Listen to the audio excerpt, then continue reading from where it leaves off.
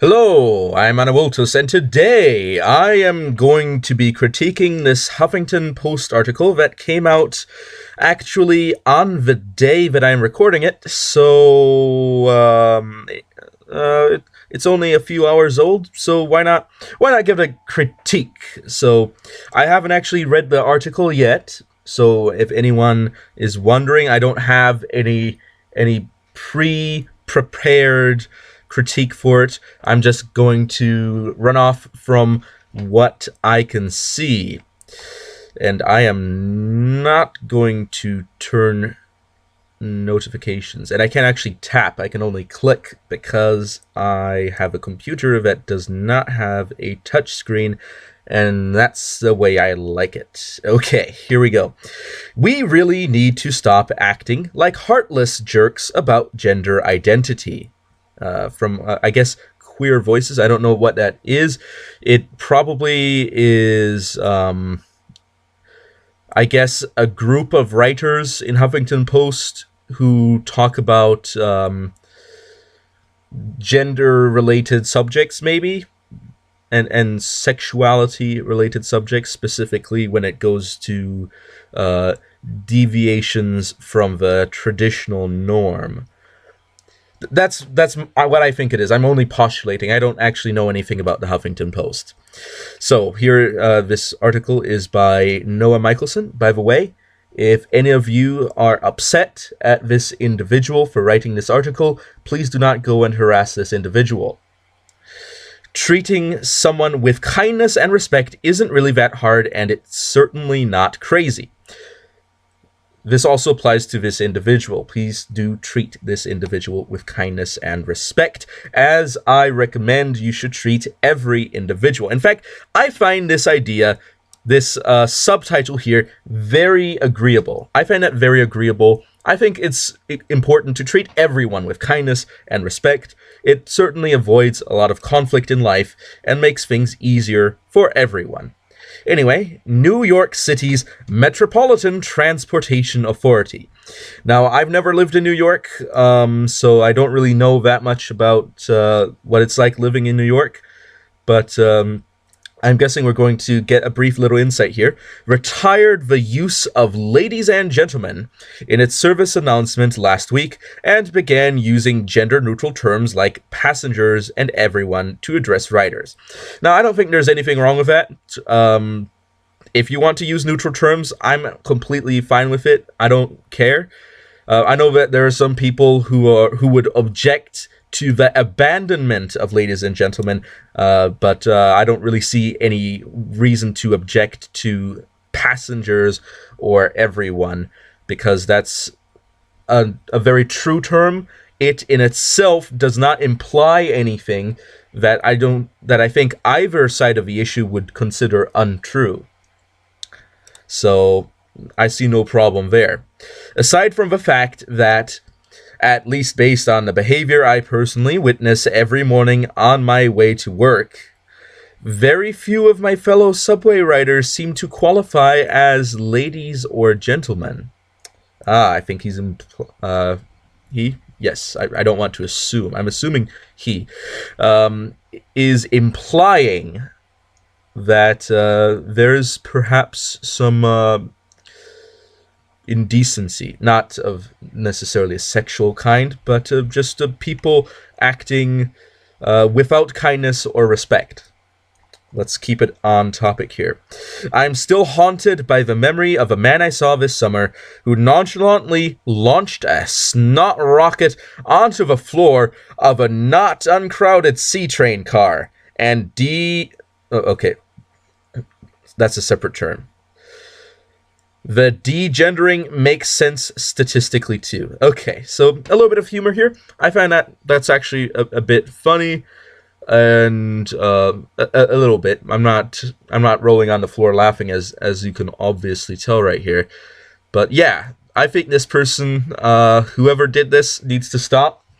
I'm not saying that person should be punished in the full extent of the law. I'm just saying that this person should be held accountable by members of the community, and that they should discourage this person from doing such things and encourage the person to apologize. According to several recent surveys, 50% of millennials believe that gender exists on a spectrum. And 12% of millennials identify as transgender or gender nonconforming. Now, as actually a percentage of a total population, that's a bit lower.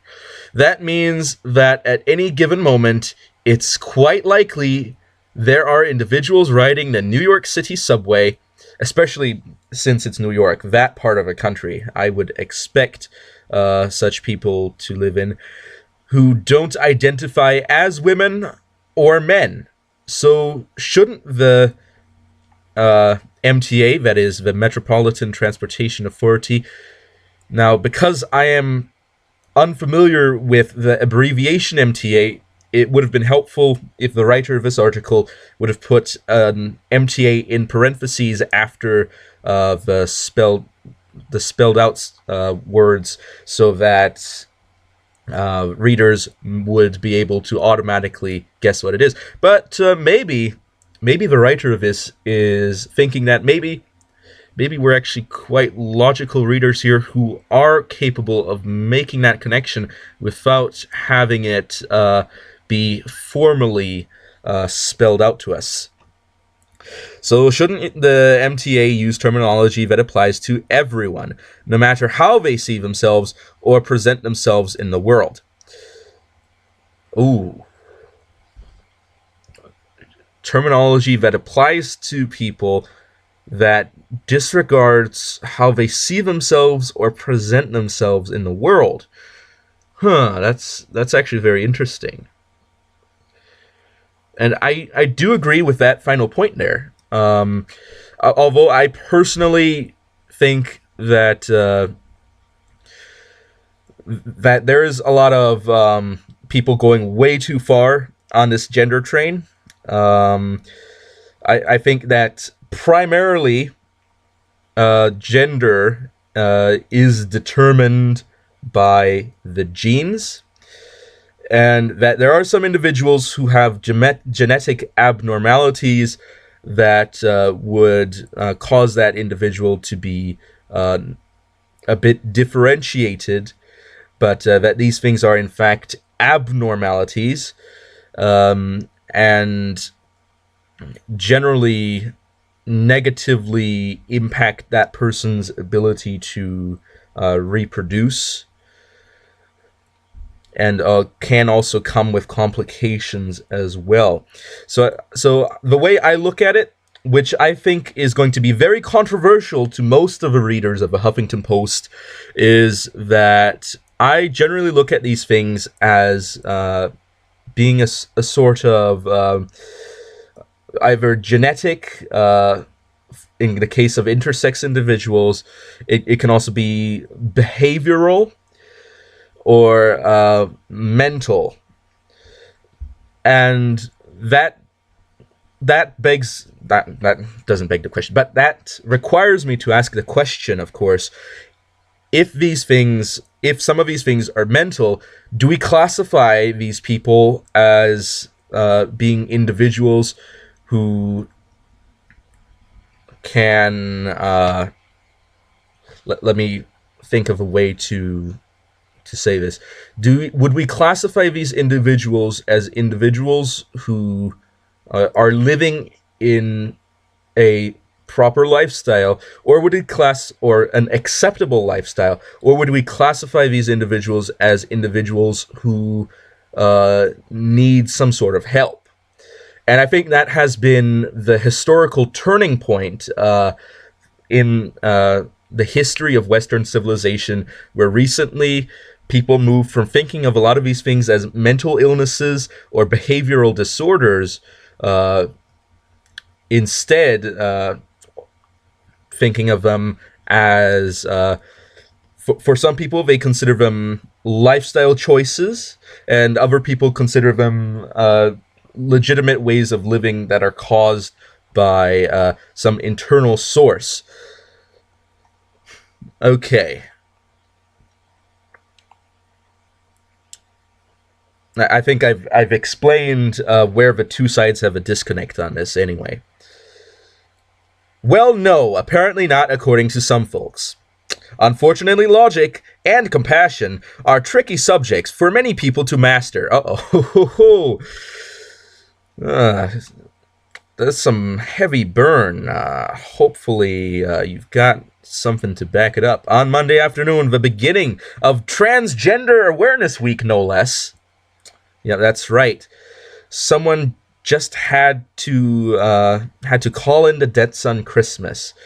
Good old Mr. Scrooge came into town, and he didn't care about all the poor people. He didn't care that it was Christmas. He just had to go in and disrespect people and ruin everybody's fun. I think that's what's happening here. I found myself in the middle of a surprisingly public conversation between two Whole Foods employees. The company's important, so that we can contact the company and encourage them to fire those employees. That's probably what some people are thinking about doing. Who were discussing the new policy. They were outraged. Can you believe this? BS. I don't know. Should I quote it fully, or should I say it in a family-friendly manner? I don't know. The cashier asked the young man bagging my groceries. It's crazy. Exactly. Why should we have to change everything just to please a few people? And I think that's a legitimate concern that some people have, that this is a minority group that is getting a lot of help. And the reason they think that this is something that shouldn't be done to this minority group specifically is because they think that this minority group doesn't need all these different things, and that it actually puts these people in a position of privilege over the general population. I think that's probably what these people are thinking. Now, of course, I don't think they'd think in the general terms of privilege. I think that's a vocabulary that is more towards the writers of the Huffington Post. But that's probably what these people are feeling about this, that there is a minority group that is becoming more privileged above the rest of the population, and they see this as a beginning of a form of social inequality and perhaps an aristocratic class based on the various levels of identity politics. Although that's probably more complicated than these people were probably thinking in that very situation. But that's probably what they would reason it out to be. Okay, besides, the cashier continued, even if you're a transgender, you choose one or the other, male or female anyway, don't you? And I think that is an actual misunderstanding of the transgender community, because the transgender, the word trans means beyond, so it doesn't necessarily mean that these people want to transition to the opposite gender. It means that these people think that they are beyond the traditional engenderment. Unable to keep my big trap from flapping open, I welcome myself into their discussion by pointing out that, no, not everyone chooses one or the other, and as I grabbed my bags added, and just imagine if you weren't a man or a woman, and you had to listen to those announcements every single day of your life. Wouldn't that suck? Now, here's the disconnect. This individual is assuming that there's two different assumptions here. On one side, there's the assumption that gender is something that is tied to your genetics, and specifically the the two final chromosomes, the sex chromosomes. You've got an XX, an XY, or if you're intersex, you have a genetic abnormality that causes maybe an XXY or an XXYY or some other genetic abnormality in there, and that the dichotomy of male and female is the natural and the rightful gender dichotomy, and that male and female is in fact the healthy genders. And on the other side, people are looking at this on a spectrum, or perhaps instead of a one-dimensional spectrum, perhaps even a two-dimensional plane, where you've got male on one point, you've got female on one point, and then you've got stuff in between, and then you've got stuff surrounding and going all sorts of different directions. And these are two very different outlooks on this. And one outlook looks at it as there are proper genders. The other outlook looks at it, there is no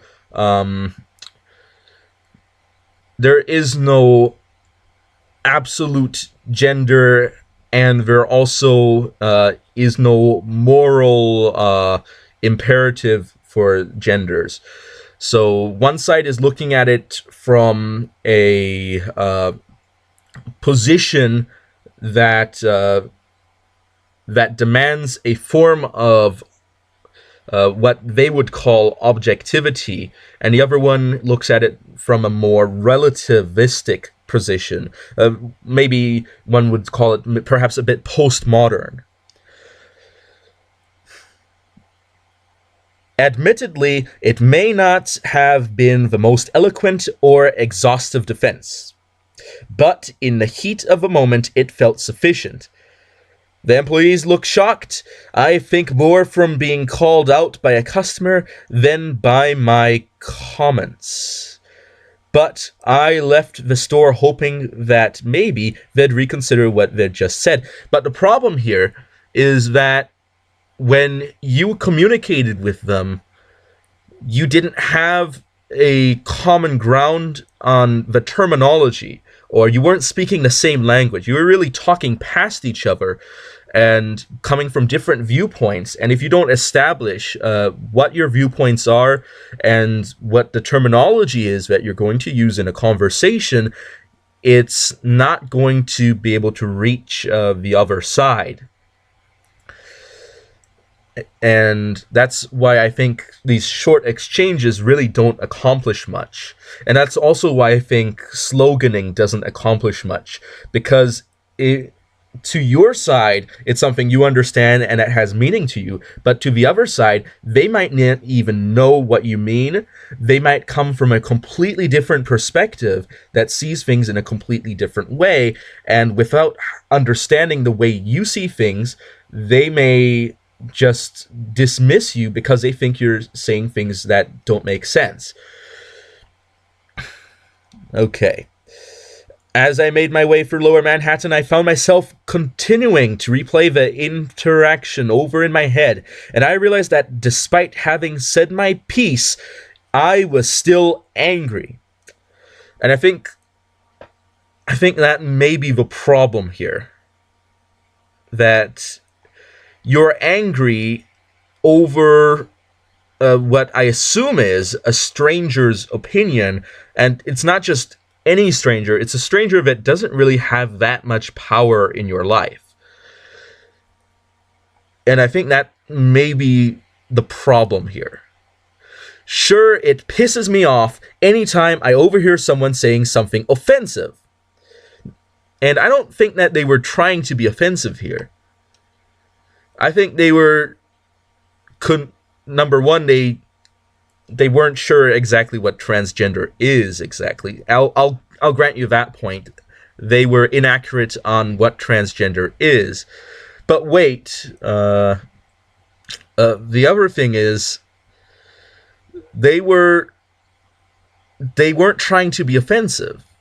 They just weren't. They weren't trying to to say that someone should be hurt. They weren't trying to offend anyone, really, from what I'm seeing. They weren't even talking to you, the author, I'm saying here. So I can't really see how that's offensive. I mean, I can see how that's mildly ignorant on the transgender thing, and I can also see how that's a bit brash from your perspective. But offensive, I think, is just taking it a bit too far. Or just plain stupid. Okay, fair enough on that one. About any marginalized group of people. But the thing that rubbed me the rawest and wrongest way about these individuals' exasperation with the new MTA policy, which honestly I find completely inoffensive, and that it doesn't really do anything weird. And I don't know why some conservatives, not all, but some conservatives are really offended about neutralization of these things. I don't really see how that's really offensive to conservative values. I don't think that every day of your life you have to say, "Yep, there's there's men, there's women, and that's it." I mean, I agree that that is the natural order of things, and from a religious perspective, the way that things are meant to be. But I don't really see a reason to necessarily have to separate all different groups of people just in order to make a point on that. Just say, hey, you guys, hey, my dudes, hey, everyone, just whatever. Because number one, it's not actually undermining your position. It's not saying anything bad about there only being men and women. It's not saying anything against you. All it is just addressing people as one group instead of two groups. And I don't really see how that should be too bad for these people. So honestly, some people need to take a chill pill on both sides of the issue. Okay. And because there is literally nothing at stake for them in this, it made me furious that they couldn't approach this situation from a place of kindness and respect, or simple bored indifference, which I think would be the correct response. Just, they're using neutral words, who cares, towards other human beings who are desperate to be granted the rare occasion to be recognized and respected exactly as they are. Now, I think that it's important to respect every single person, including people that I disagree with, including people whose lifestyles I may disagree with. But that being said, I'm not going to cross the line to approve of things that I think are morally incorrect, because that would be inconsistent on a moral sense. It quickly became clear that it wasn't just these Whole Foods employees who made me angry. Despite how much progress we've made in securing more visibility and better treatment for transgender and gender non-conforming people in this country, which from a linguistic perspective, wouldn't that generally be the same thing? These individuals' conversation was strikingly emblematic of just how far we still have to go. And I'm going to tell you right now, you're not going to get there. A lot of these people are fed up with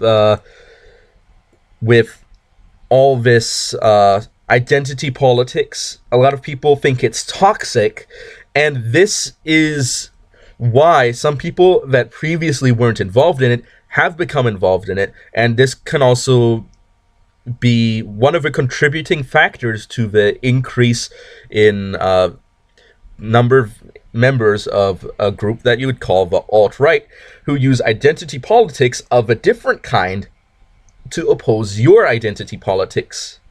And then there's other people who just don't like the idea of identity politics at all, because they don't think that people should necessarily be always divided into these groups, and then these people should then be told to that they're oppressed, or that other people have privilege, and that they should be jealous of other people. And some people don't like that. And I find it funny that you actually, instead of deciding to add ladies, gentlemen, and transgender people, you actually decided to condense it into one term, which I think, generally speaking, is moving in a direction that I'd actually prefer over the other direction, which is to split it up into a ton of different groups so that you have to make everybody happy. Just use one word and you're good to go. Okay. There are so many things going wrong in our world right now. Okay. Last week, responses to a blog post featured on HuffPost, a guide to non-binary pronouns and why they matter. Man, maybe I should do a review on that later. Similarly highlighted how many people appear to be unwilling to evolve or do the right thing on the issue. So, we're bringing in evolution here, saying that it's something that is the next level of evolution for the human race. Well, maybe I'm being too far on the implication on that. So that's being brought in here, saying that perhaps these people are just, inferior because they're less evolved. Let's use our identity politics to establish a whole new system of oppression. Man, then would be no better than the alt-right now, wouldn't we? Or do the right thing. And here's the fundamental disconnect. The people that you're opposing here don't believe that this is the right thing. Some of them may believe that this is just an unnecessary thing. Some people think that this is a superfluous thing. Some people think that this is the wrong thing, in fact. And that is why your language isn't reaching them. You're not connecting to the way they think. And that's going to hurt your movement in the long run. In this piece, genderqueer writer Sassafras Lowry, hopefully I pronounced that correctly, explains using the non-binary pronouns Z and here and why that feels right to hear. For people who use, or is it her? I don't know how to pronounce it. And, I don't know how to pronounce the non-binary pronouns. And you know what? I'm not going to, and the reason I'm not going to is because, number one, is too much work and I'm too lazy to do it, and number two, there's already a neutral way to refer to persons, and that is he. Bet you didn't know that. He is not only a male pronoun, it can also be used as a neutral pronoun. If I don't know whether someone's a male or a female, I'm just going to say he and be done with it. And people say, well, you misgendered. Well, no, I was using a neutral pronoun. It's fine. It works. It's fine. We already have neutral pronouns. We don't need to make up a bunch of pronouns for genders that are controversial, because there's a significant population that don't even believe that these genders exist, when we already have a pronoun that is personal and neutral. He is just fine. For people who use binary pronouns and may have... Oh, by the way, you're willing to put ladies and gentlemen as neutral, into a neutral thing, and you're not willing to use a neutral personal pronoun here. I think that's a little bit inconsistent. Just saying. May have never been confronted by language like this, and some people haven't.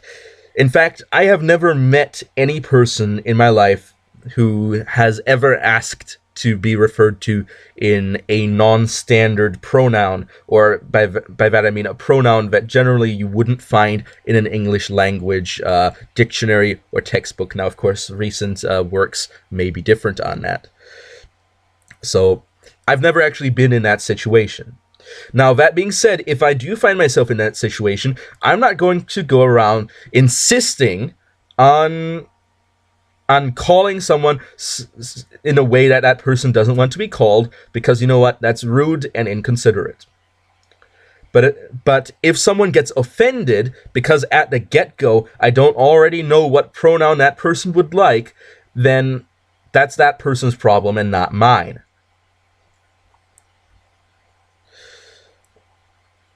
Okay. It might initially strike them as unusual or ungainly or even confounding. And it certainly does strike very many people like that. And that's fine, I get that. I'm glad you do. But the comments section was filled with responses like, not going to do this, find another way to feel special, and get over yourselves. Creating a subculture to claim to be the most oppressed people ever is disgusting. And I cannot accept this. And you know what? I think some of these are legitimate arguments. Some people just think it's going to be too much work. They already know the English language. You can already use a neutral personal pronoun, he. Find another way to feel special. Yep. I think that's a legitimate argument there as well. Get over yourselves. I think that's a bit aggressive there. Passive aggressive. Creating a subculture to claim to be the most oppressed people ever is disgusting. Now, I don't know what the actual article said, so I can't really comment on that last one, so I can't confirm or deny that that's something the article did. But honestly, I wouldn't be offended by this, because I think all of these are relatively natural reactions from people that you would call heteronormative. These are natural reactions based on their worldview that you aren't engaging with your argumentation. And that's why they react this way. It's because you're not engaging them with your argumentation. You need to speak in a language that they understand. You need to engage their points and also listen to what they have to say, so that you don't end up villainizing a large portion of the population for no good reason. Again, I'm absolutely unable to understand why someone wouldn't simply say, this is totally out of the realm of what I understand or am used to encountering, but it's no skin off my back to use one word in place of another, so sure, why not? What drives someone to say, I cannot accept this, or I will not do this, and especially to take the time to type out a comment saying as much in a public forum when they literally have nothing to lose. And I think one thing for this is that some people think that this is something that is, in the end, that using words like this would be the same as denying what they would believe is the truth of the human sexual dimorphism. And that speaking these words would, in effect, make the speaker of those words a liar, or someone who is intentionally living out a fantasy.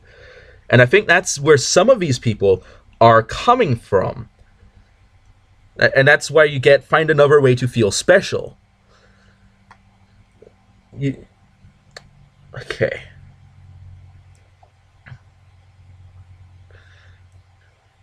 Is that some people think that it's either just straight out bad, or perhaps even unethical from their worldview to refer to other people in that manner.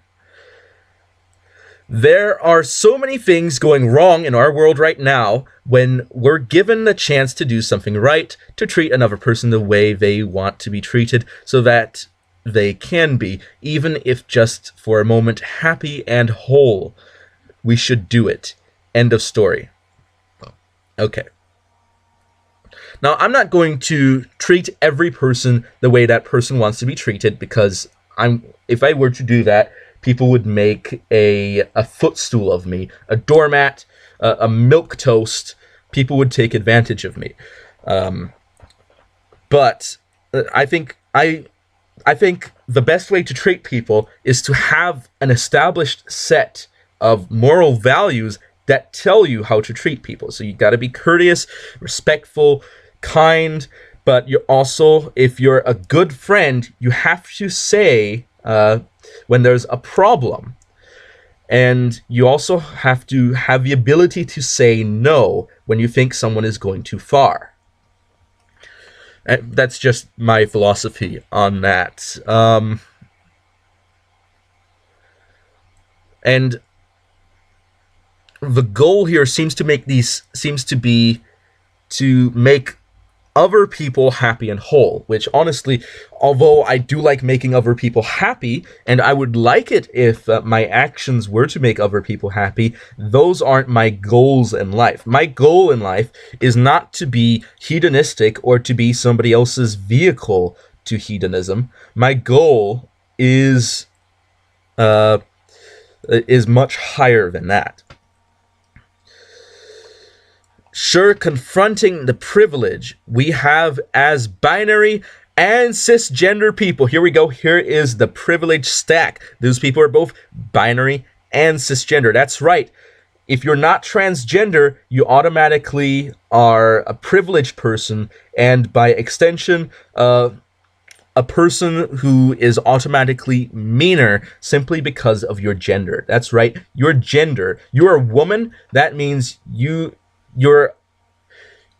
a less respectful person because you're a woman. You're a less respectful person because you're a man, because you're binary.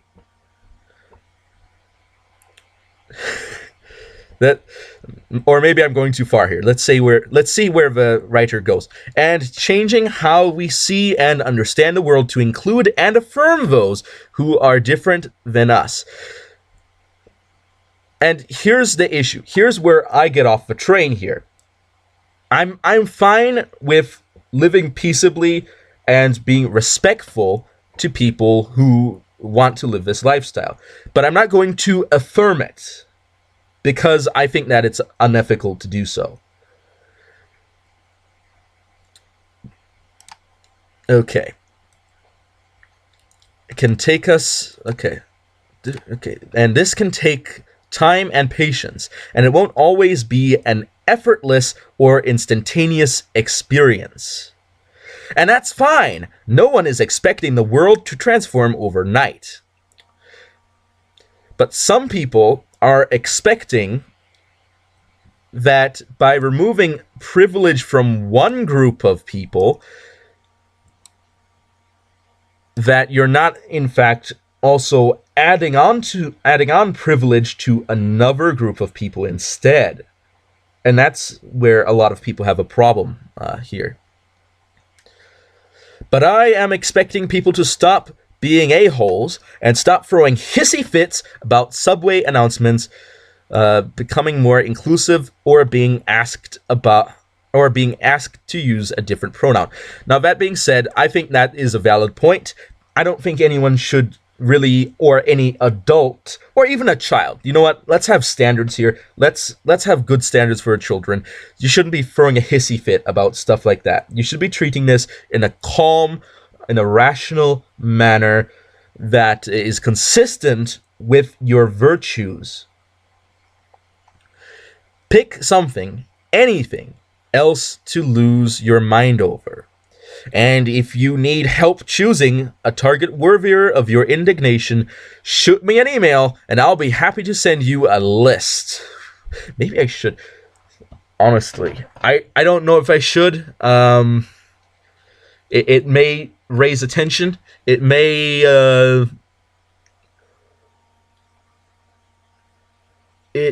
it may involve me with some drama that I don't know if I should get involved in.